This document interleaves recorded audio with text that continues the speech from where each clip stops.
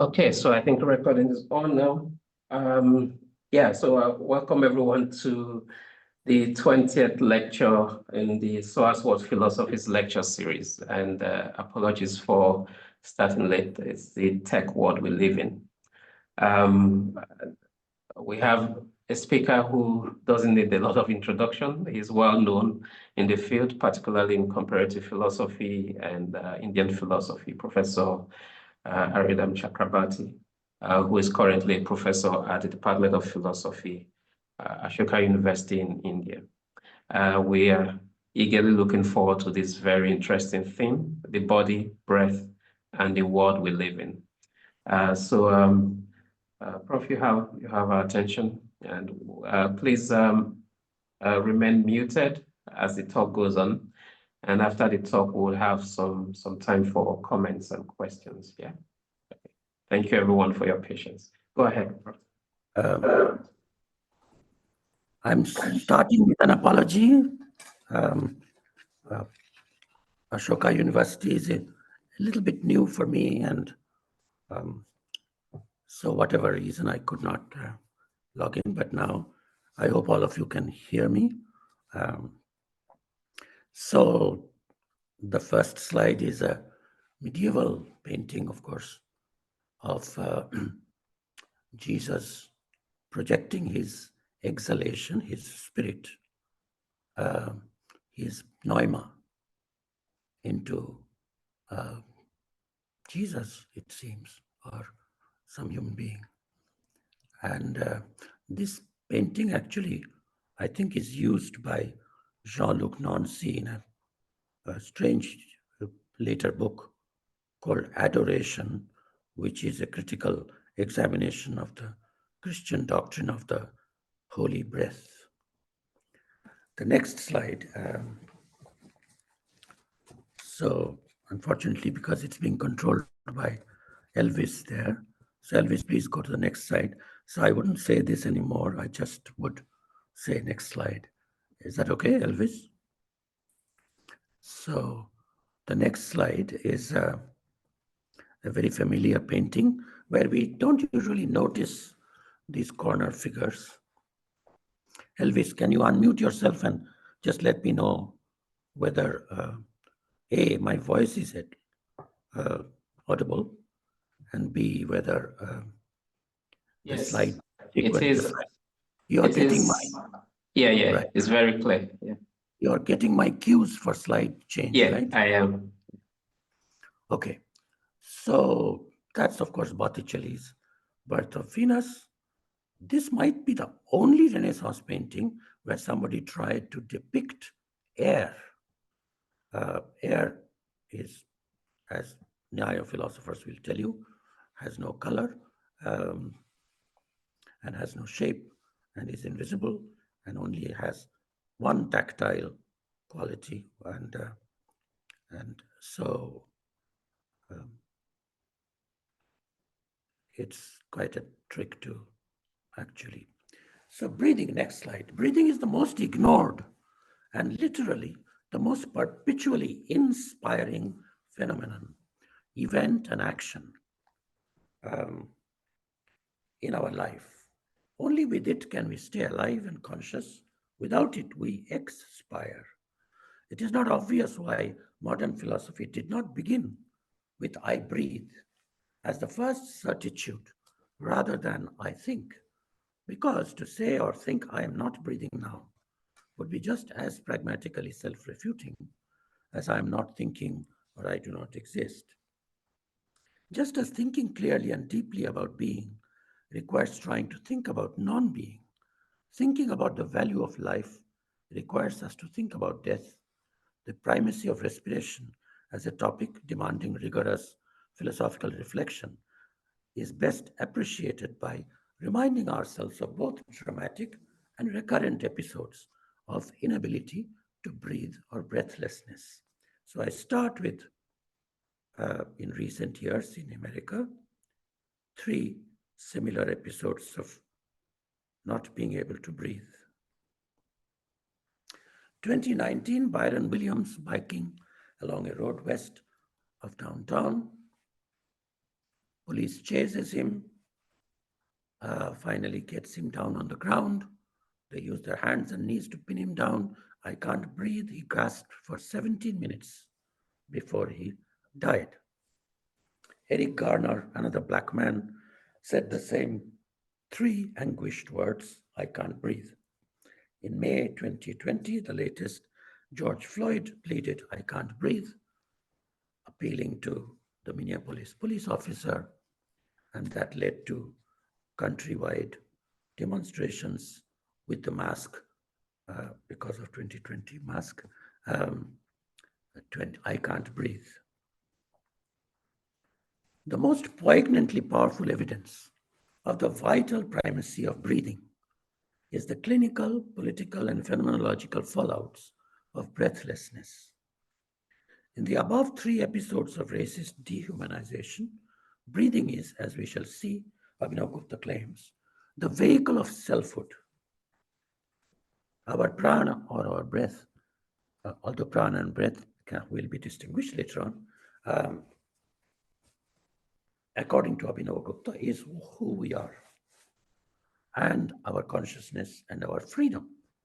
Because Abhinavagupta thinks that, unlike Abhinavagupta and Utpala, unlike all other schools of Indian thought, believe that consciousness is not consciousness unless it comes with self-consciousness and a freedom, absolute freedom like that of the imagination.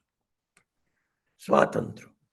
Being as breathing was physically and symbolically blocked, and of course freedom, denied by white policemen in order to dominate, discipline, punish, depersonalize, objectify, and kill people of color. Harvey Carroll, who is a professor of philosophy in Bristol and perhaps the only analytic philosopher in the English-speaking world who wrote an entire book called Philosophy of Illness. Breathlessness, she says, is a key symptom in a number of common and serious diseases like COPD. Air pollution, of course, is not a disease. It's a disease of the world and of our civilization. The World Health Organization currently ranks COPD as the fourth most common cause. And she writes in 2018 that it will be the third largest global killer by 2020. COPD affects an estimated 3.7 million people, but only 900,000 people are aware of having the condition. So it's an invisible, unrecognized condition of breathlessness. From this, we go to a positive note, and this is not just a good quotation to start with. Every word of this Rilke poem, my colleague here, Sarah, actually supplied to me the original also. This is a good enough translation. Breathing, you invisible poem, complete interchange of our own essence with world space. Of course, that's the biggest thing about breathing, that both Eastern and Western, both modern and contemporary, as well as ancient and Jewish, Islamic, African, Sanskrit, all traditions recognize that with each inbreathing, we take in part of the world, and of course, with each exhalation, we contribute, if very bad things, but we do contribute to the world. We make up the world. Essence, our own essence with the world space. You counterweight in which I rhythmically happen. Single wave motion, whose gradual see I am. So already you can see Rilke is, without unbeknownst to himself, talking like a Spanda person. There are numerous places where Abhinavagupta calls human self-consciousness an ocean, a wavy river, and so on. His gradual sea, Sangvit Mahasamudra, as Abhinavagupta calls it. I am a wave of single wave motion whose gradual sea I am. You most inclusive of all our possible seas. And then how many regions in space have already been inside me? There are winds that seem like my wandering sun. These are, of course, the ones that I have released, and like our children, and we have no control over what harm they do to society. Next. Breath takes place in the chest, in the center of our body. Um, and of course, metaphor, emotion, and the spiritual existential dimensions are not part of the language of the clinic, yet they are a central part of the experience of breathing and of breathlessness. With that quotation from Harvey Carrel, as a contemporary British philosopher, I come back to the Upanishadic notion of prana. And I start with a story next, which primacy of prana, a competition among the sensory powers of the body. Anyone with a very cursory acquaintance with the Upanishads, I mean, I remember in our childhood, it was part of a sort of sixth grade stories from the Indian tradition kind of collection in school that we had to read. And this was the story. The sense organs were competing with each other for the position of lord of the senses. Visual, auditory, olfactory, tactile, and gustatory sense organs, chakshu, karna, nasika, juha, and tvak, each of them arrogantly claimed, I am the best among all the powers of a person. I'm indispensable for life. You know, for my current Ashoka University Sanskritist friend Naresh Kirti, I just want to remind him that one of the beautiful, sounds like modern Sanskrit, but it is in Chandogya Upanishad, beautiful words used here, which is, you know, very much detectable, that tendency of the of these senses, and it's the word is aham shreyasi. So I am the best. This kind of I am the best syndrome that each of the senses has. In another story in Brihadaranyaka, the senses are actually identified with asuras who are trying to externalize the mind. To teach the rest of the senses how important they are, the eye is left first. Of course, as you know, from Aristotle's giving primacy to visual sense organ of seeing, and of course in our tradition too, eyes were the most proud. You know, you need me. Left the person, but came back, you know, lowering his head after some time to find that the body was doing fine as a blind person. Since the person could live without hearing, smelling, tasting, and even touching. They're interesting. In the last 50 years, experiments with deafferented people whose skin sensation, I mean, they don't live long, but with motor organs, they can make, like the blind man can do with the stick. They somehow get enough because there's no problem with their digestion and all. Although if they lose inner touch, then of course that's a problem. To reach the, so then when all of them failed to prove themselves to be indispensable, prana, vitality itself, pulsating as in-breath and out-breath, tried to leave the body. When the other senses felt as if they were about to be unrooted and extinguished all at once. Here, you can get a touch in the Upanishadic story of the local geography, because it looks like the horses from Punjab and Sindh area were the most great, you know, steeds and stallions. So the Saindhava, a Sindhu Deshiya from Sindhu Desha horse, like when it takes away all the five wooden sort of nails with which it was tied to the ground, if it wishes to go out, then all the five pegs come out, and that's described beautifully in that story. They then acknowledged because the senses felt as if they were about to be uprooted, and extinguished all at once. Then they acknowledged the vital breath and sense of all the senses. Prananam prana, the chief power, mukhya prana, that empowers all the senses. For the person cannot live in the senses, even the inner sense and intellect cannot function without breathing. So, prana, pneuma in Greek, pneuma in Greek, atem in German, ruach in Hebrew, chi in Mandarin, and Fefumula in Zulu language, all of them mean prana, was announced to be the lord of the sense organs. So that's the Upanishad story. But there is a very important, crucial place where the concept of the human body, in fact, the human self, Atman,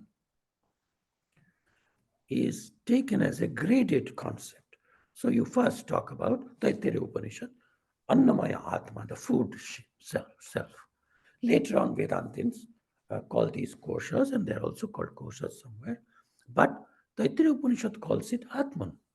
So the body that is nourished by food, without nourishment, of course, famous Upanishad episode, a great, proud scholar, a sort of brilliant student, asked for the final lesson, and the teacher said, I'll tell you the lesson. He wanted to know, what is my Atman? What am I made of? Who am I really? And he was expecting some spiritual advice. But the Guru said, for 15 days, fast and come back. Then I'll tell you. He comes back after 15 days, and the Guru asks, well, try to tell me, what are the books you have read?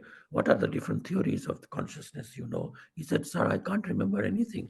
I can't tell you anything. I can barely speak because I haven't eaten for 15 days. So then the teacher says, well, know that this food nourished body, that's you.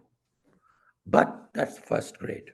Next, breath body. So this is the second sheath, the second encasement of the self. And these are like Russian dolls, one inside the other. And then, of course, psychic mental sheath. So the first is called Annamaya Kosha, second is called Pranamaya Kosha, the third is called psychic mental Manomaya Kosha, and the fourth is called cognitive sheath, the Vijnanamaya Kosha, which we think we are, like the intelligent person and so on, which, of course, this Vijnanamaya Kosha of recently is being copied by a sort of fake self, which is called Chat GPT. But then there is the bliss self, and which enjoys the restful repose, Vishranti, the beautiful state of knowing nothing, which in Yoga Sutra is defined as abhava pratyayalambana vritti. It is a particular operation of the person, but the object of that is abhava, an absence of all knowables. That's deep sleep. Up till swapna, in the dream state, we have activities of Manomaya and Vijnanamaya Kosha. And of course, in all states, Pranamaya Kosha has to be activated, because if they stop, if the five vayus stop, and if the Mukhya Prana stops, the chief breathing ability, then life stops. Now, phenomenological physiology, I've invented this name. If anyone reads the second and the third question of an Upanishad, which is entirely made of 6 questions, I just heard that the Madhva, Dvaita Vedanta, dualist Vedantins don't call it Prashna Upanishad, but call it the Shat Prashna Upanishad, the 6 Prashnas. It is called a question Upanishad, right? So it's my pet theme these days to show how questioning is from the Nasadiya Sukta, from the beginning, hymn of origins, all the way up to contemporary unanswered questions left hanging by great contemporary philosophers in India. Questions were more important for Indian philosophy than answers. It was never, ever dogmatic in any school. Even those who thought that Vedas are unquestionably authoritative. But what the Vedas mean about that, alternative views were always there. Shankaracharya, in interpreting the first verse of Isha Upanishad, which has the famous line, Ma gridha kasya svidhanam, do not be greedy, do not covet other people's wealth. Okay, do not covet other people's wealth. This Shankara interprets this in two different ways, alternative ways, which both would be correct according to him. And there are many places where Abhinavagupta, other commentators, Sayana also interpreting the Vedas, gives alternative and doesn't solve. Basically, you're supposed to keep asking yourself which one, you know. And that's why this anusandhanatmika vritti, this investigative cognitive state, that is called vimarsha and so on. We'll say more about vimarsha later on. So phenomenological physiology, you find placing the vayus, the different breaths in different places of the body. So roughly, we are told that in the heart, as Havi Karel said, breath resides in the center of the heart. That's how it is felt. This has nothing to do with neuroscience and what you see from outside. This whole thing is a subjective epistemology. That's why I'm calling it a phenomenology. But your own body image and your felt body you start to pay attention to it, and you learn special techniques, and thereby you actually make a different map of the body. Okay, and that's what Buddhists made, the Tantra people made, and it was shared by the Buddhists and the Jainas sometimes, and slight differences. But about this, more or less, everybody agrees that at the heart is the main prana. As you know, I mean, I don't want to try to justify, that's another matter in terms of how much it agrees with contemporary science. Dr. Mattu is here, and many other neurophysiologically savvy people. I'm sure they will be much more competent than me to do that. I'll just report how it is thought of in the philosophical and phenomenological texts. So prana is in the heart, apana is in the anus and in the reproductive organs, and samana is in nabi, that is navel, belly button, and udana is in the throat, in the voice, and vyana is all over the body. And these are extremely subtly discussed and analyzed separately in terms of spiritual progress and in terms of different functions, both in the Sankhya Karika text, one verse, Ishvara Krishna's, the 70 verses on Sankhya Saptati, verse number 29, and the ancient author unknown commentary on that called Yukti Deepika, that my unfortunately former colleague now, well, he's still the colleague, Shevchenko, Dmitry Shevchenko, has worked on Yukti Deepika, and so that discusses the separate functions of these different vayus, which are breaths. But apart from that, these are, as it were, descriptive, factual claims about what is going on in our body anyway.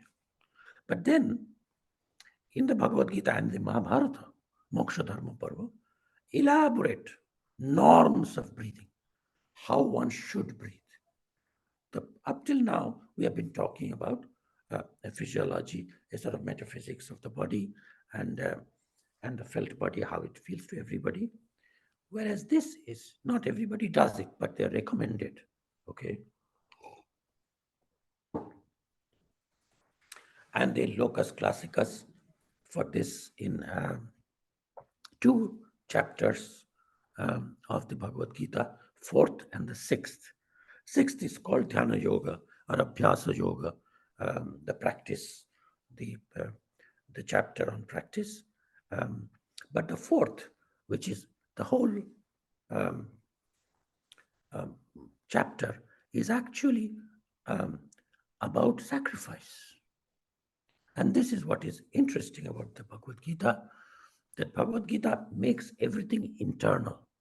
Okay, just as the war which is happening outside is also brought inside in a chapter which is called Daivasura Sampad Vibhaga Yoga, as if there was a battle going on inside each of us.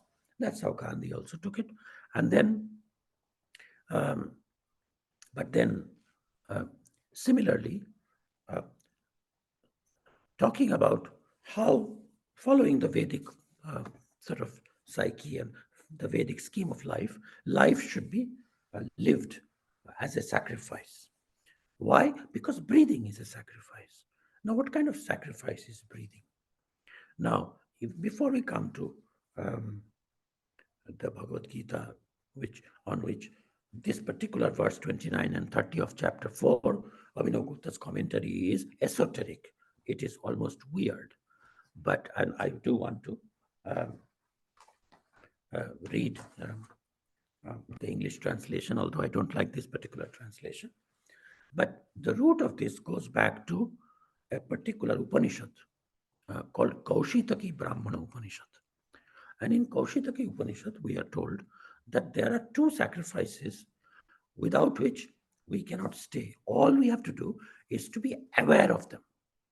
So the norm is that, look, notice the sacrifices that your body and your breath and your sense organs and your cognitive mechanism is already making.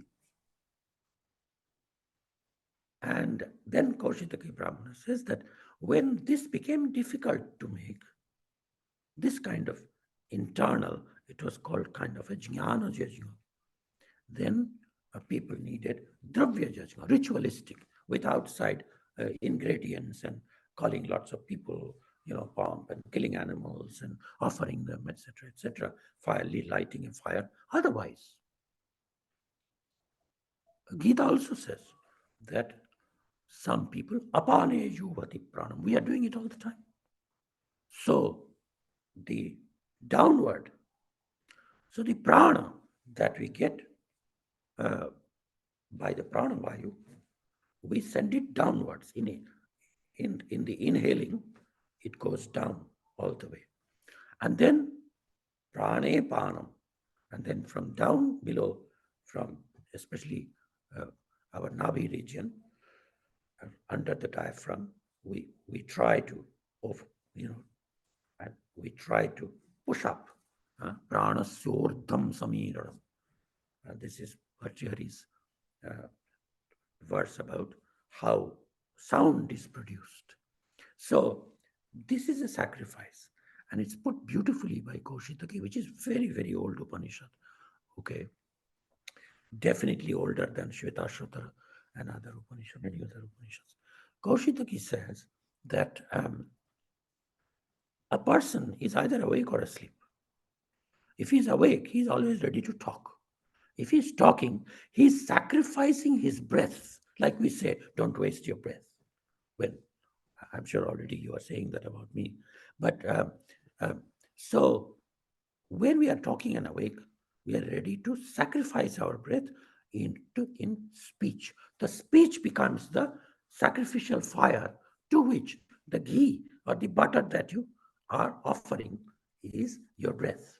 Breath is the offering and speech is the fire. When you are asleep, in deep sleep, and we'll see how Heraclitus and Merleau Ponty, all of them, the entire history of Western philosophy of breathing, they say that ultimately you get in touch with your real self when you are in deep sleep. And that's why it is Sukhamam, that's why it is Ananda, it causes bliss. It's not liberation, but from outside it's looks like a daily death. But from inside, it feels good. If you haven't had deep sleep, even for half an hour or 1 hour, for many, many days, then you feel completely crazy and tired and exhausted, which is the state of many of us now that we have social media keeping us busy all night. So at night, during deep sleep, we are reversing. It is the devata or the deity or the fire, the Agni, is what? The breathing. And all my speech energy by silence and by switching off my vocal cords, I actually do the yajna. So this yajna is happening. But so apane juvati pranam prane apanam tatha pare pranapana gati rubdhva pranayama paraya. This is Bhagavad Gita. But in verse 29, it says that there is something else that is called Swadhyaya Jnana Yajna. Okay. So a contemplative practice of somebody studying a Shastra, especially under a teacher.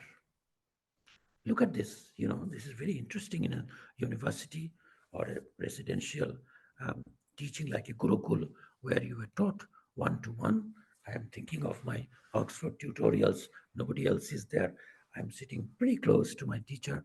And of course, this is way before any human closeness was supposed to be dangerous.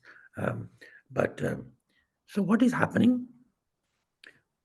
In the teacher's body, prana, this is from Abhinavagupta's own commentary on that verse, on what is meant by study as sacrifice. Okay? In other places, he has also said that every time you try to interpret a passage, you succeed in sacrificing your ego. You start with a smugness. Yes, it's very clear. I can understand this. I know exactly what it is.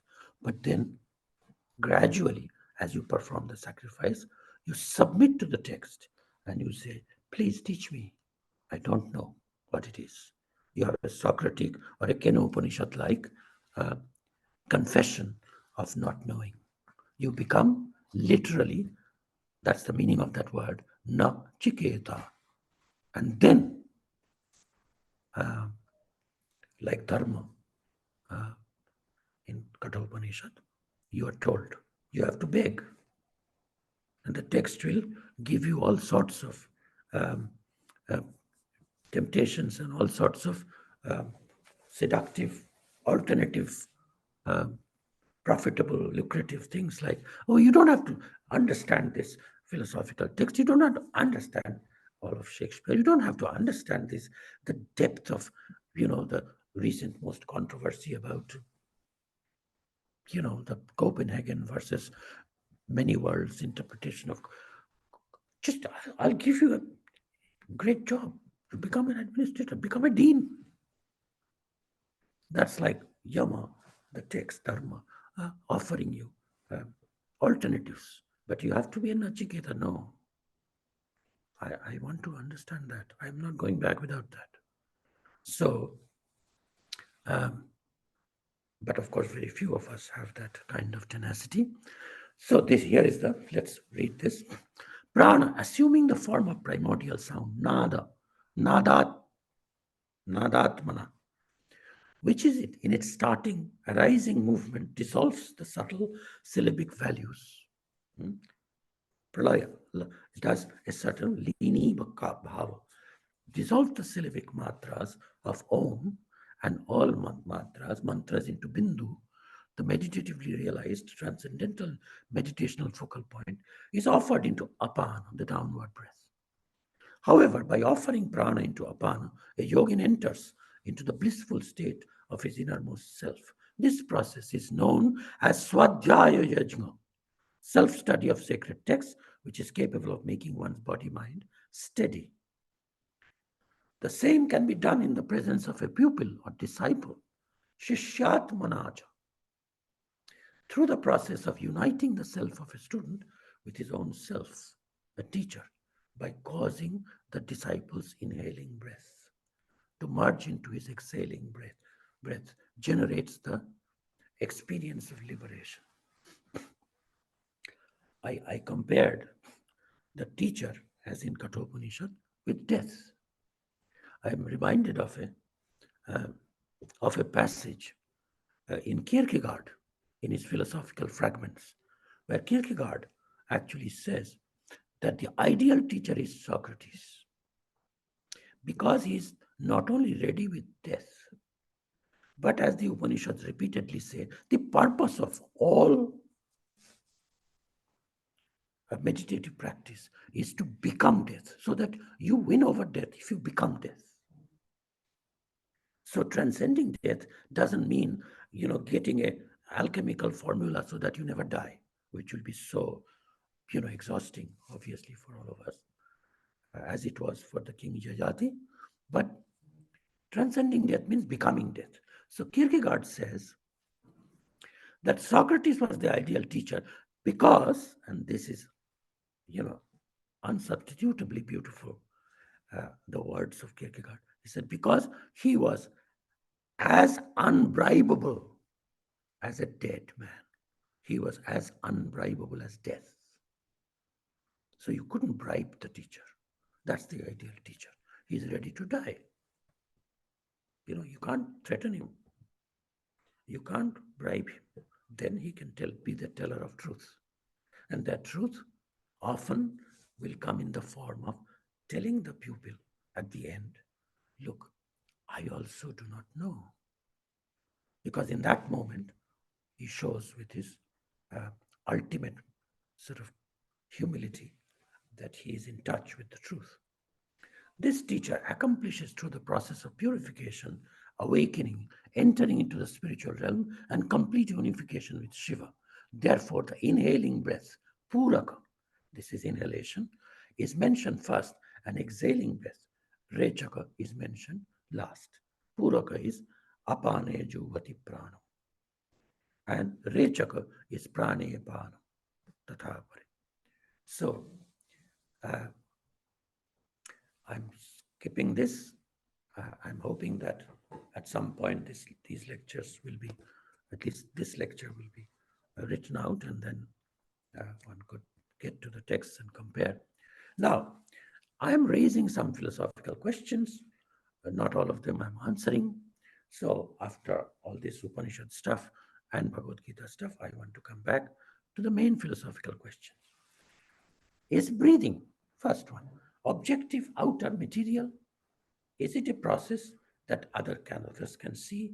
And you can, of course, I have myself gone to the pulmonologist. After my heart surgery, I had some lung trouble, and one had to breathe into a system, and there were all sorts of spirometry that one had to do. Spiro, the same spiro as inspiration and respiration. But can they really capture the act of breathing? Now, I think what is interesting philosophically is that the act of breathing is both inner and outer. It is both objective material or subjective or mental. Then the question arises. Of course, we don't pay attention, especially when we are asleep. We don't have to try. We don't have to send a special, stimulate our motor centers to say, hey, please breathe the next breath. We don't. So is it involuntary? Yes, it's involuntary, like a practice driver. But it can be made voluntary any moment. That's what practitioners of pranayama do. They just with awareness. And as you know, any good pranayama teacher will tell you that the hardest part is to get ready for breath control, where you don't control, where you watch. In fact, if one can master the art of watching one's breath, then control, at least according to my teacher, would happen automatically. That is the lightening of breath, the lengthening of the exhalation, which are goals that we have. So there is a lot of voluntariness about breath. We are more in control of it than we think. Just as blood pressure is something, through controlling breath, one can control. I've seen this happening all the time. There is interconnection.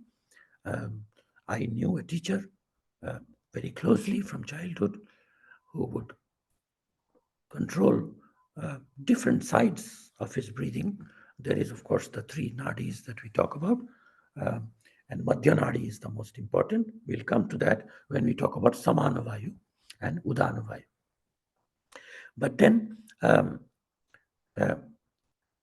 I could see that teacher always completely befuddle and bamboozle doctors who measured. So he would measure very high blood pressure in one hand, and then he would immediately stretch his left hand and say, test. And then two people will test the blood pressure from two hands, and it will be radically different. So, and we all asked later on, how did you do it? He said, it's just a matter of, paying attention to your breath, and it takes some years of practice and so on, but it can be done. So is it a kind of doing or a kind of knowing? And my answer to all of these is that it's a little bit of both. I'm not trying to abolish the distinction between doing and knowing, between karma and jnana. Is it a jnana? Is it a knowledge, or is it a kriya, action? A perception or an action? Nowadays, it's quite well known. People like philosophers like Alva Noe have come up with theories of perception where it is not passive reception. Perception is not receptive only. Perception is active. At every step it involves, and according to Abhinavagupta, even seeing a flower as yellow, okay, just looking at it and say, oh, that's yellow. It's a yellow flower. It's a yellow sunflower. Even that simple process without words, pre-linguistic, even then, it involves, 12 steps of your consciousness, going, and the sense organs functioning and so on. So the amount of subtlety and sophistication with which the perceptual process is phenomenologically analyzed by Kashmir Shaivism is just, I'm telling you, it is staggering. It may not be all correct, but it's something that's worth examining and learning and discussing. By breathing, we are every moment aware of our ability to breathe in and out. So we are aware. Awareness happens. Can I feel your breath? Like, I don't know whether Professor Mrinal Kaul from Delhi IIT is listening, but he ran it for 2 years, a series of lectures on other minds, just like that, others' breath. Yeah, because we depend upon people's report of pain. No doctor, even no MRI machine feels the pain. Okay, you can see the causal correlates of the pain, but you cannot feel the pain. Now you think that breath is nothing but air, but that's what I'm trying to say. Breath is more than air, because the feeling of breathing, that's like more than 50% of it, not just the chemical, not just the molecular structure of the air and so on. Now, is the relation between consciousness and breathing causal or constitutive? According to Abhinavagupta, prana is the same as chetana, chit. That's quite a daring thing to say. In Sankhya, that will not be true, because prana would be on the prakriti side and chit is, or consciousness, subjective consciousness, will be on the purusha side. But William James, who I still think is the father of modern Western psychology, although he was a medical doctor by profession, by training, and he claims laughingly, jokingly, that the first psychology book that he read in his life was written by himself, called Principles of Psychology, 2 volumes, which is still classic still. And he remarked that the so-called stream of consciousness was only a careless name for what revealed itself to consist chiefly in the stream of his breathing. So now I come to 2 ends of Western European philosophy, Heraclitus and Merleau Ponty, and both of them had a tendency to develop, or had the beginnings of a respiratory ontology. This is a very apocryphal, perhaps, but Sextus Empiricus, who is a later Hellenistic skeptical philosopher, very famous books. He is perhaps the first anthropologist of the Western world. But he reports the view of Heraclitus, very respected pre-Socratic philosopher, that it is by drawing in the divine reason, logos, in respiration that we become intelligent. And it is only in deep sleep that we can switch off all these external, extrovert, outward sense organs, other ones, and can naturally, spontaneously connect back with our root, the root of this natural union with Logos. When separated, of course, from this, that is when we are awake from sleep, then our understanding loses its power of memory. And this memory is almost like, Plato's remembrance. Now, just two quotes from Merleau Ponty from two books. There's a lot of work on these full books. At the end, I'll show a slide of my bibliography. Sleep arrives when a certain voluntary attitude suddenly receives from the outside very confirmation that it was the very confirmation it was expecting. I was breathing slowly and deeply to call forth sleep. Let me fall asleep. I'm switched off the lights. I'm, close my eyes. And suddenly one might say my mouth communicates with some immense exterior lung. And my nostrils communicate. That calls my breath forth. It calls it. It claims my breath outside. What is this immense exterior lung? That's like all the Vayu Tattva, all the air, all the cosmic air which Anaximenes thought was what everything was made of. Okay. A certain respiratory rhythm desired by me just a moment ago. What's the rhythm? That same cosmic lung that called my breath. It's like an exchange, as was said in the Rilke poem. But then it forces back, it returns, it gives back. And I fill my lung with what was coming from the cosmic lung. In case you have, if you live among a lot of greenery and lots of plants and trees, then of course you can identify this huge lung as the sacrificing, because trees take up our carbon dioxide and breathe back and give us more oxygen, as we all know. Then he says what is called inspiration in a later book, which is on painting, should be taken literally. There is really and truly inspiration. Spirit comes in, an expiration of being and goes out. Respiration within being, action and passion, so slightly discernible. So this was my point. Whether it is reception or contribution, whether it's giving or taking, cannot be distinguished. Okay, it's not even and that becomes clear when Abhinavagupta describes the different functions of the vayus. So here is a summary of what Abhinavagupta says.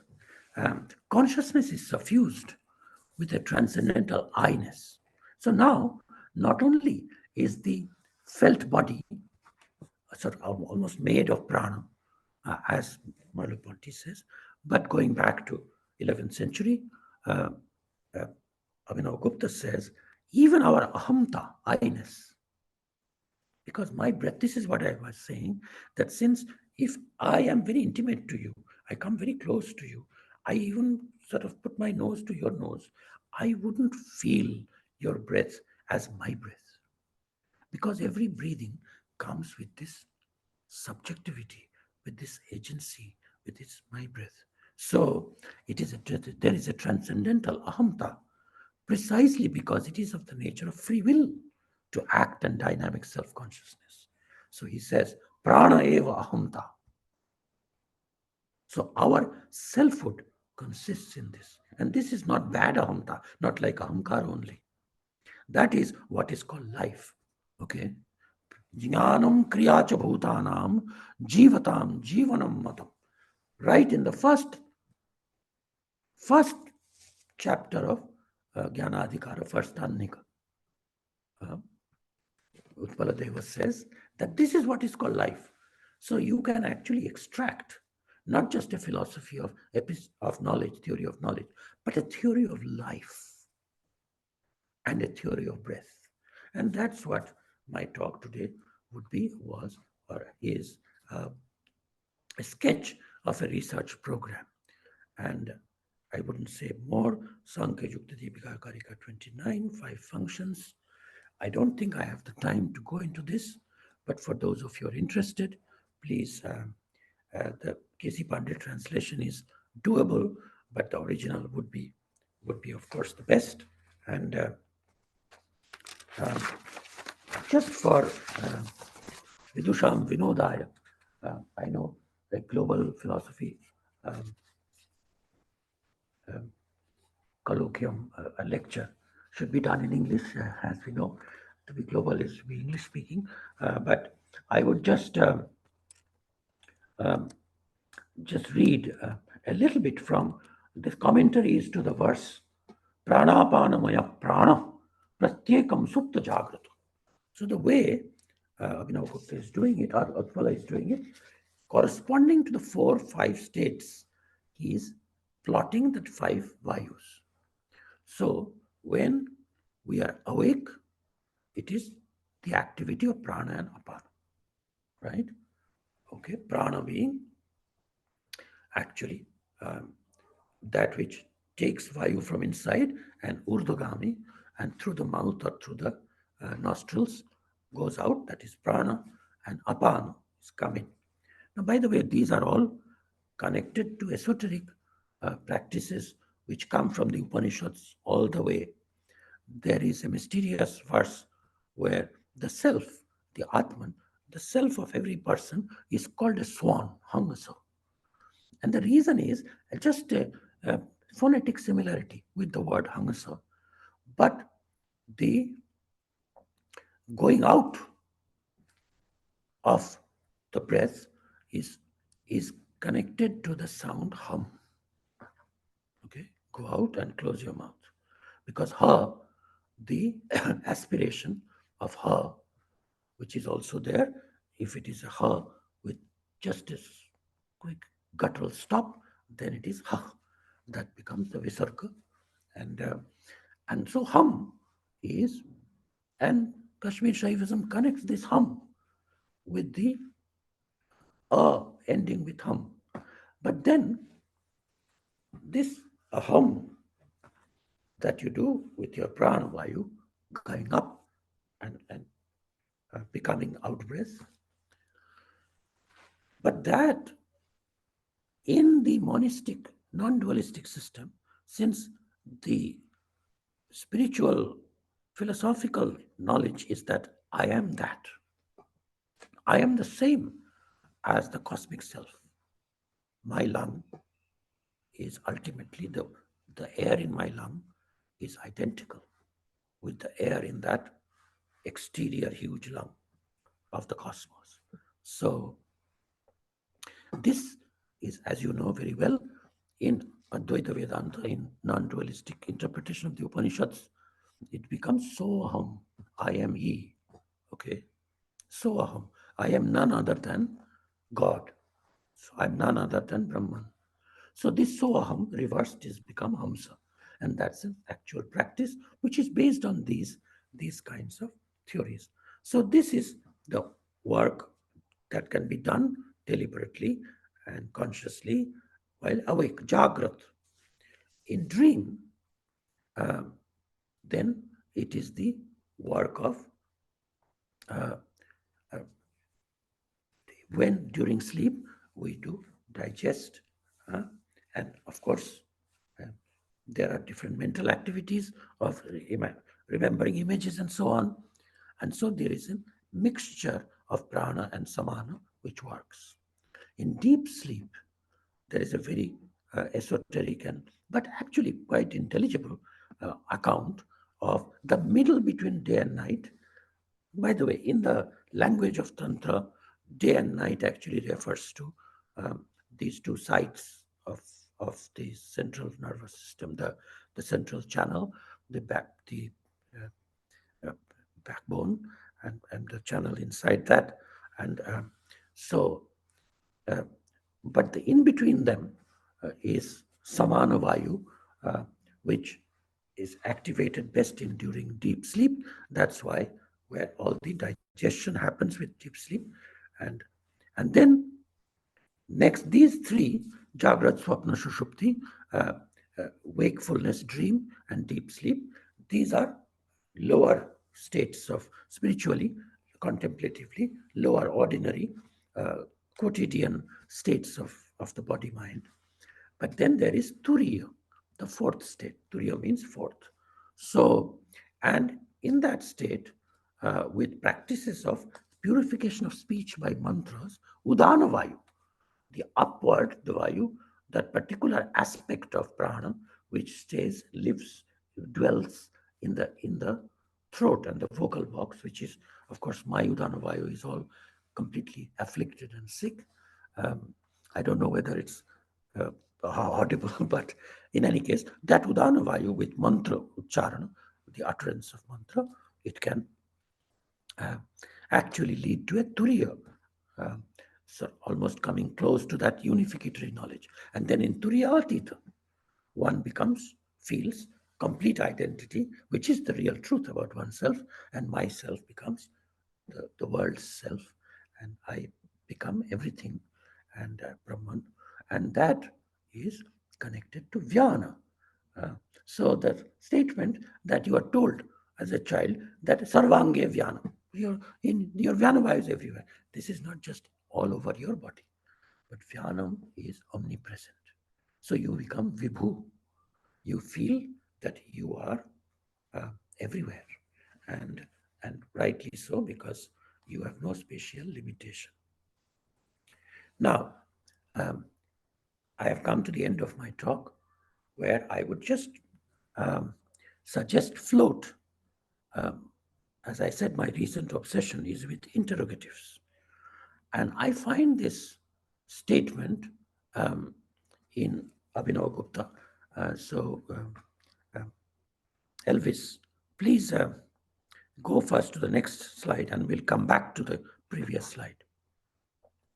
So, in explaining why Tantra texts are put in the form of question and answer, where the goddess Devi, who is actually indistinguishable from Shiva, the, the god or whatever, uh, the world soul, Paramashiva, but she asks questions. But this questioning part, this reflexive part, this holding a mirror part is called the female part of consciousness, which is Vimarsha Shakti. I told you I'll talk a little bit about Vimarsha. Vimarsha asks questions. Vimarsha is responsible for memory. Vimarsha decides to do things. Vimarsha is the Ichha Shakti, the power to desire things. And Vimarsha is responsible for all imagination. Shiva is inert without Vimarsha. There's a famous uh, all India, pan-Indian favorite stotra, which says that Shiva cannot move even a blade of grass unless he is joined by the power of the pulsating power of the forever busy uh, goddess. So the dynamics of question and answer, prashna taduttaram rupam, is ever present reality. I'm quoting actually from Paratringshika Vivaran, which is Abhinavagupta's most favorite text, which is not a commentary on anything. It is a Prakarana Grantha, it is his own uh, original writing, although it is actually a commentary on a few verses of a Tantra, but it is reads like a Prakarana Grantha. because he goes on simply that word Devi Uvacha. He says these things pages after pages. The dynamics of question and answer is an ever-present reality. Vastucha, prashna taduttara rupam. In the first instance, at the level of transcendental speech, paravak, without division, undivided, avibhagatmani. Therefore, this is all what is meant to be said here. All that he says, if you understand that the real nature of your consciousness is questioning, answering, questioning. So I was wondering, going back to the previous slide, whether when we watch ourselves breathe, effortlessly, but with attention, we see that the attention part of it is active, voluntary. Just watching it is involuntary, and I'm not doing anything. I'm just letting it be. Okay? This helps us problematize a strict binary between, we can question the binary between active and passive. The same thing could be active and passive. Cognitive versus volitional states of the mind. Living mindful breathing makes us understand that. Living as mindful breathing understands that, makes us understand that. Now compare exhaling with asking a question. Okay? And then when the answer comes, inhaling with receiving an answer. In that case, just the act of inquiring. And this may happen without a physical teacher, right? And of course, one is one's best teacher. St. Augustine has a dialogue called De Magistro, which means the teacher, where he shows no other person can teach you anything. Only the self can teach the self. Okay?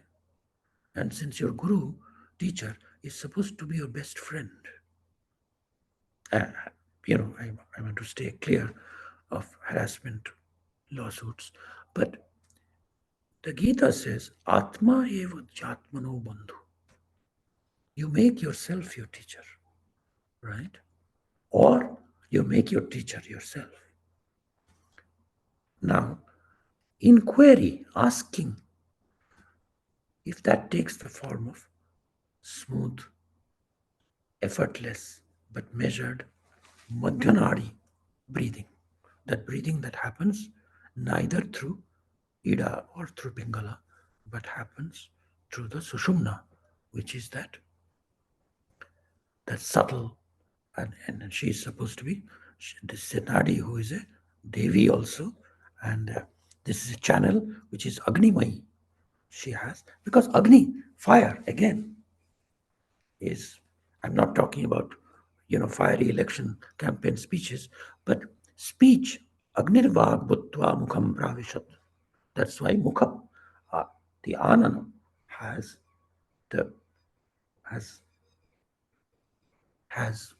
this fire of speech, which can cook beautiful cuisine, which is called rasa, and it can burn relationships, burn entire communities with hate speech. So now I will end by telling you that there are two take-home lessons. If you want, well, what did we gain by learning all of this, right? So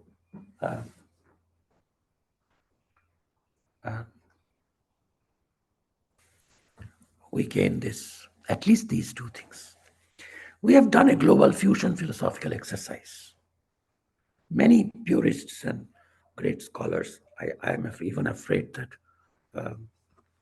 some of my colleagues here will not like so much mixing of, things like Heraclitus and Bhagavad Gita and Chandogya Upanishad and Maurice Merleau Ponty. And thank God I did not. You should heave a sigh, breathe a sigh of relief that I did not, subject you to Jean-Luc Nancy on the falling asleep. That's for another occasion. But the exercise has yielded at least these two results. We have seen that the inactive proprioceptive turn in Euro-American philosophy of mind and perception, that's a recent thing, can be immensely enriched, where everything that happens to our sensation, to our knowledge, to our belief, to our seeing, to our hearing, to our touching, is taken as an activity and embodied. And even the subtlest thinking, people are now thinking in terms of how does it feel in my body to think that? What is the particular feel of thinking about Shankara's arguments or about a particular proof in Euclid? What's the feel?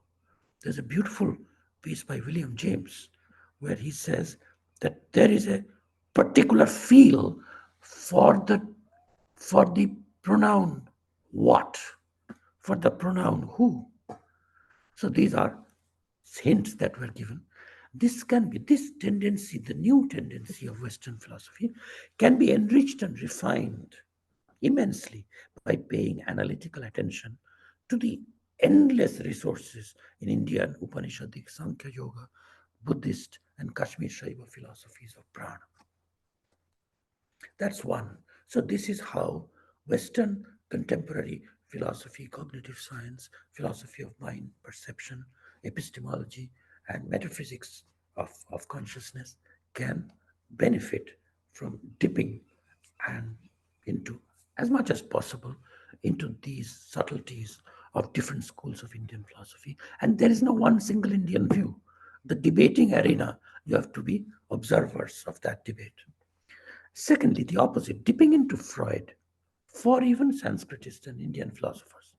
Dipping into Freud, Merleau Ponty, Luce Irigaray, the feminist philosopher who has written now 3 books on breathing and East-West and on pranayama, and Jean-Luc Nancy on breathing, would provide a new lens to look back at the Upanishads, Sankhya Karika, number 29, Buddhist and Zen contemplative phenomenological texts and commentaries thereon, and our knowledge and understanding of them will become much more nuanced and articulated, and we can detect new problem spaces in a respiratory metaphysics, epistemology, and ethics.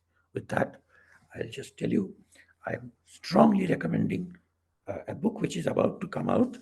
I'm very honored that I was 2 years back the PhD examiner for Lancaster University PhD, which we revised a lot, and Bloomsbury is going to apparently publish it. It's by Eleni Lorando, who worked with Chakrabarti Ramprasad at Lancaster, called Phenomenological Reduction and Self-Recognition, an encounter between Merleau Ponty and Utpala Deva, and of course Irigaray's East and West.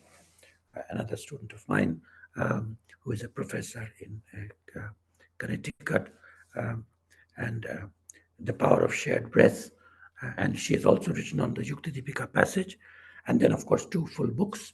One is a book edited by Berndson called Phenomenological Ontology of Breathing, and the other is a collection of articles called Atmospheres of Breathing. Thank you very much.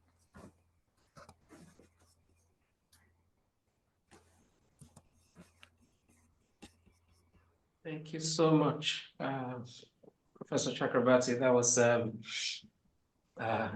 as expected, a very excellent talk that leaves a lot to think about and to ponder on.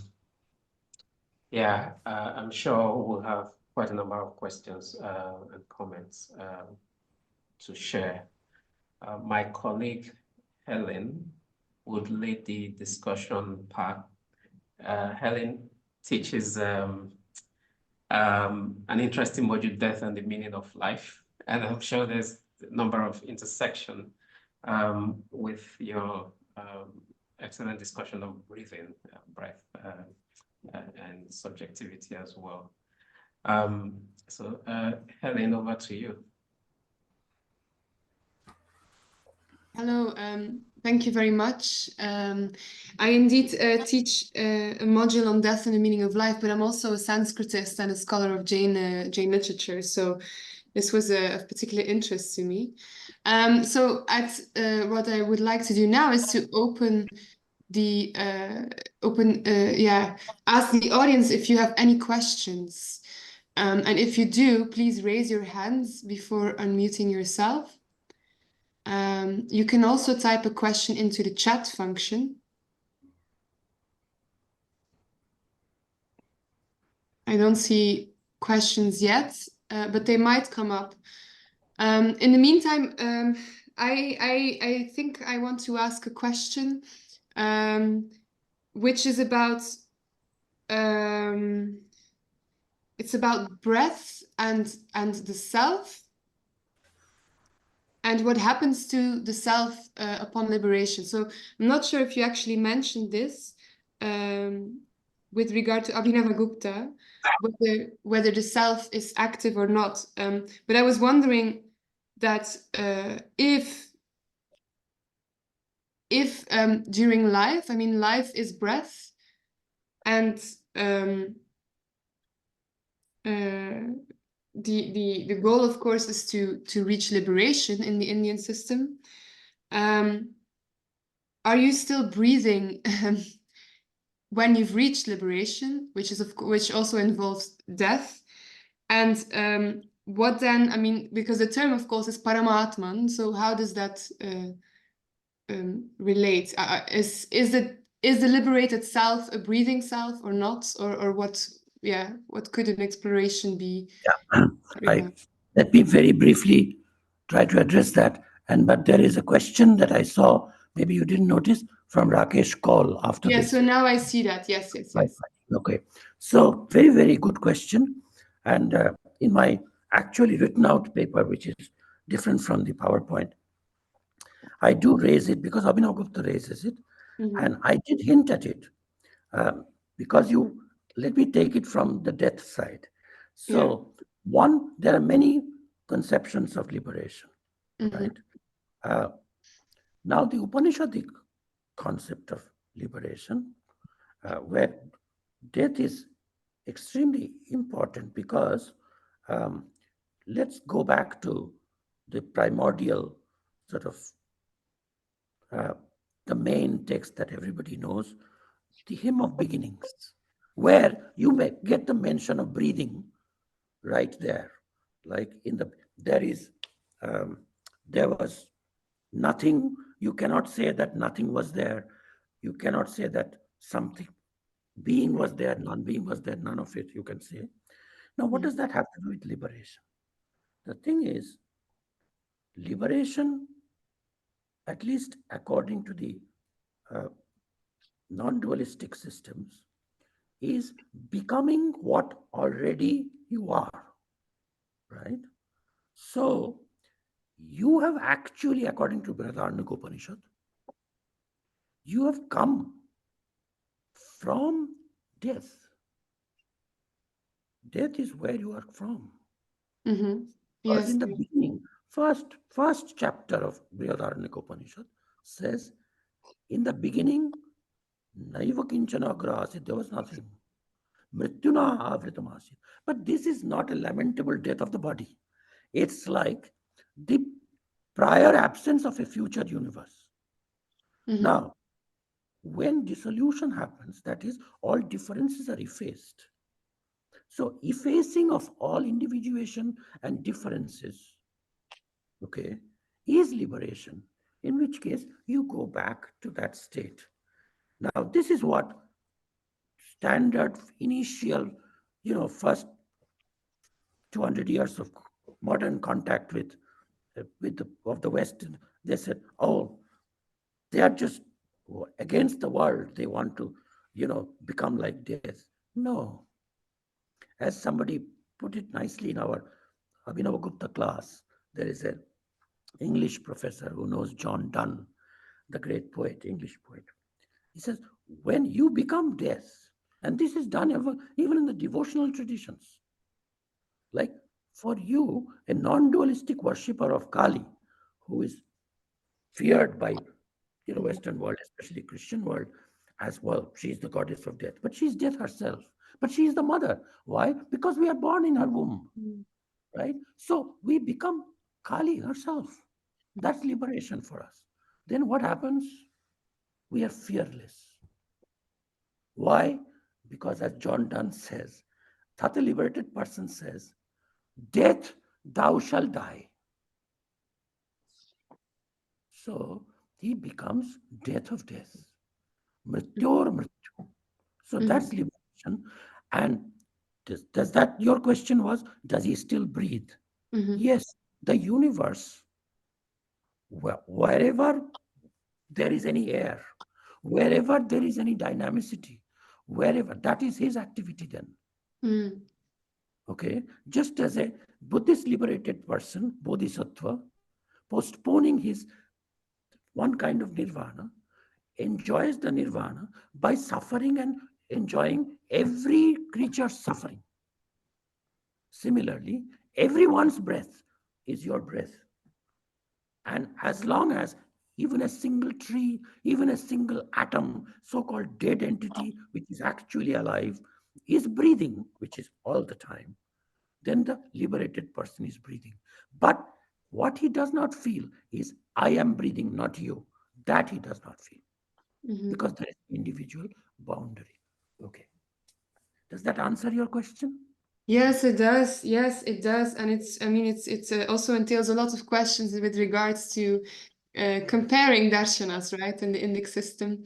I told you we are Dualist made of system. questions. I told you we are made of questions. Indeed. But yeah, let me give the word to Rakesh Kaul to ask a question. Thank you, Helene. Arindamji, that was just a mind-blowing talk, as always. What was especially fascinating, and I'm very curious, in the Katha Sarat Sagar, there is this story, tiny story, about a city called Karpura Sambhava. Karpura Sambhava is a city of yantras. It is a city of robots. And this city is described as one where the robots are given all the powers. In fact, some powers that exceed the powers of human beings, except one. They are not allowed to have the power of speech, the power of being able to move air within them. I just find that fascinating, given the philosophy that was obviously prevalent at that time regarding prana, the power of prana. I just find that a peculiar story. Thank you. If it was anybody else, I would have said evasively, okay, that's good, but what is your question? But I won't say that to you because I know what your question is. Because the question is, I think, because I know Rakesh very well, given all the talk now of AI, artificial intelligence, apparently being given the power of speech, is it then true? I'm just making this Rakesh's question. Is it then true that the power that the Kathasarit Sagar fable, the story, did not give to these sort of Sanskrit robots, then is it now advancement of electronics and advancement of artificial intelligence and computers and so on, has that now allowed in AI to have? And here, I think Rakesh, who knows Kashmir Shaivism very well, even if he might be planning his third novel on AI, but that was a joke, but even he knows very well that's not speech. Because of my topic today. Because AI is very proud. Even the movies, the great movies nowadays, called Ex Machina, that everybody should see. Beautiful, I'm sure people have seen it. It does not require air. It does not require this breathing in, breathing out. You can give that too, but it will not be indispensable because they are run by electricity, right? And that's what makes them non-organic, non-flesh. Now, Eleni makes a good point that Merleau Ponty's research already tags onto, without knowing anything about Indian philosophy, taps onto one resource, which is this exchange. Like with meditative practice and even with philosophical investigation, you can make what you call inert, dead matter more and more conscious. And you can make what you think is pure consciousness, a Cartesian soul, not in space, you make it spatial. So you make your chit, your consciousness, an akasha. And akasha is a kind of space. And you make akasha anandamaya, blissful. One of the most fascinating sentences in the Upanishads that Rabindranath Tagore writes letters all his life is all Bengali sort of lectures from the Upasana, from the Brahmo meditation pulpit. They are collected in a book called Shantiniketan. And he keeps repeating discussion of this. And that is so beautiful. It says, and if the sky, if the outer space was not thick with bliss, with joy, ananda, if everything, the atmosphere, the outer space, all of space, akasha, if that was not full of ananda, who could have even taken a single breath? How could even a worm, an insect, well, insects don't have that kind of breathing, but how could any creature, the smallest one, breathe? And how could anybody move? Now look at these connections. It's not just poetry, with movement, self-initiated movement, not out of a switch, but self-initiated. Now we are talking, science fiction has become reality nowadays. But Rakesh, if Rakesh asked the question, what was not happening in Katha Sarit Sagar, is it happening now? I would say no. Why?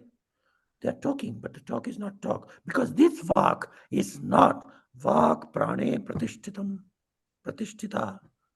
Vak is a female word, feminine gender word. And that's why she's identical with Saraswati. That's why she's identical with Vimarsha Shakti. And these yantras, whether in the Katha Sarit Sagar story or now, do not have that, right? So that's Rakesh. I hope I'm not too wide of the mark. Thank you. That was very good. Yeah, thank you for that. Dmitry Shevchenko also has a question. Thank you, Arindam, for the wonderful talk. So you were talking about the I can breathe, this powerful manifestation of suffocation Yes.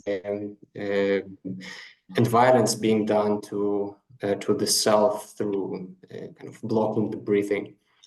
And I've been thinking about the opposite form of violence being done by breath. So I've been thinking about the Shvetambara monks, some of them who are putting this muhapati, right, blocking the air coming in and not breathing any kinds of insects or some tiny invisible creatures, something like that. And I've been thinking about this idea of life as essentially being connected with violence, and breath as some kind of a very subtle form of violence of which the Jains were aware. And so I just wonder what your thoughts may be about that. Yeah, I did not mention among my different cluster of philosophical schools. I mean, Jainas have more or less developed theory of the body in the text, which I don't know as well as most probably you do, or you will have to do now that you have accepted a Jaina chair in, congratulations, by the way, in Hebrew University. So, but this is perhaps the reason why the Jaina metaphysics of the world and the body relationship will not be accepted. And even, you see, the important view here is that the Jaina concept of self is more embodied than any of the other schools. As we know, Buddhists don't have self at all, right? But all the other schools, except Ramanuja school, have each individual soul, self, is omnipresent. It is connected. So it's spread out the whole world. So violence or non-violence, it's everything. If the self is everywhere, then even Anu, like the Ramanuja theory that the self is of atomic size, the minimal size, which is indivisibly small, even that would be okay with the theory that life, of course, requires this thing. The only way I can make sense is of the Jaina practice is an extremization. Like in Jaina ethics, you see an extremization of ahimsa, which Mahabharata actually resists, as you know very well. There's a lot of discourses on can you live by non-violence. And without directly mentioning the Jainas, there must have been, other ajivikas, even in Mahabharata time. And so, no, you cannot, because dharma, good life, and eudaimonia, and even, living as you ought to live is for the sake of thriving of life, for flourishing of life. Mahabharata says it's for life. And so embodied life is not to be ultimately regretted.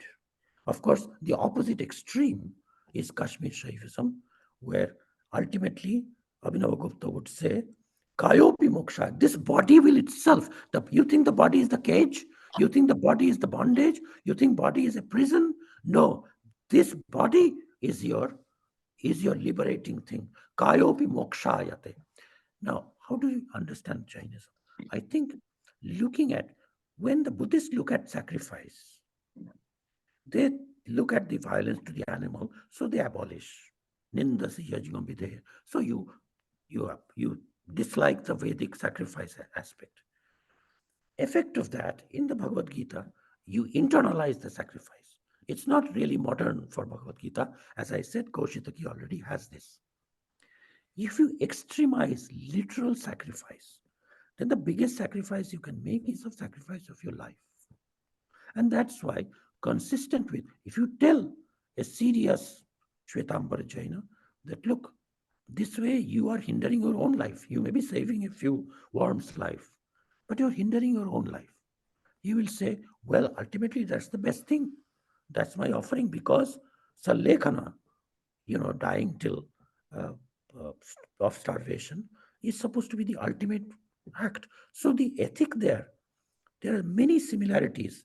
I think the spirit of Anekanta that Jainism contributed is very much similar to the Vedic ethics also, and the spirit of Indian philosophy.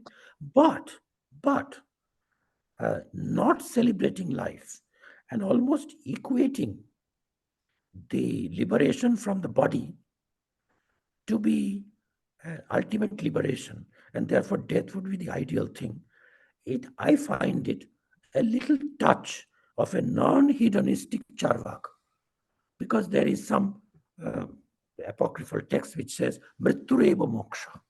So those who think that, of course, that is not correct, because Jainas think of Kevali as having to do more than just die. But I think offering your own life as as a sacrifice, that is an extremization. That's the only way I can make sense or make it somehow compatible to what I'm saying.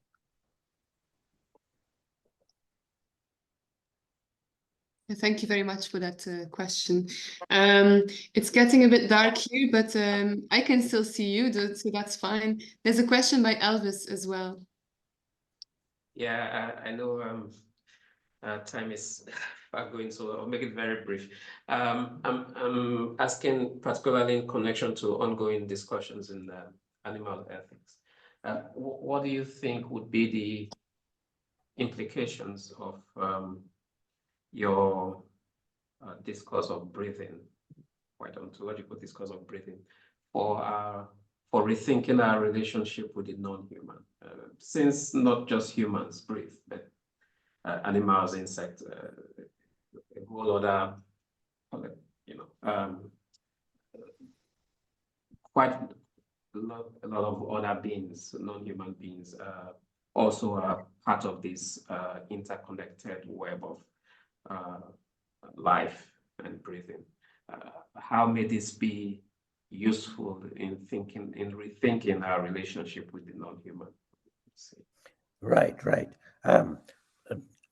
This has been very well worked out by Lucy Irigaray in her book, which has a chapter called Sharing Breath.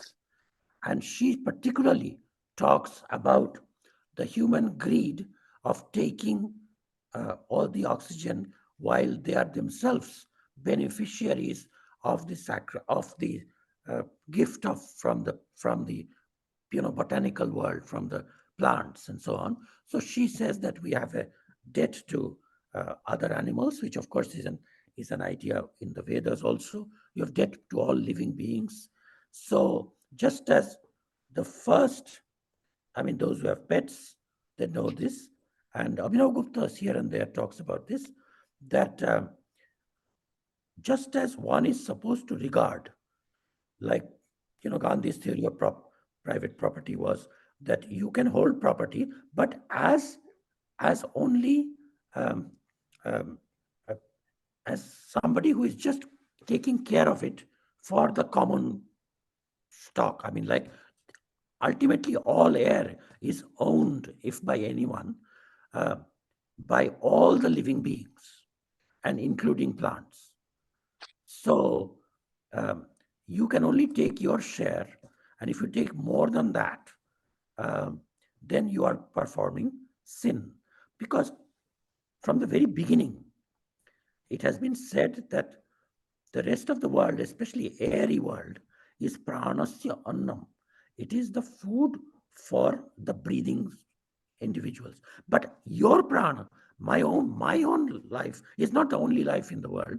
So this metaphysics, from that it also follows that, like other consumable objects, even Locke, who believes in private property, thinks that you have the right to mix your labor with something and own and consume it, as long as you leave enough for the commons. Similarly here, but of course Locke only meant by commons, humans. But if you include all living, breathing beings, then you have to have a theory corresponding of sharing your breath with others, which is not to mean that, I'll take all the oxygen and I'll give you my carbon dioxide. You better share that, not that, but leaving enough.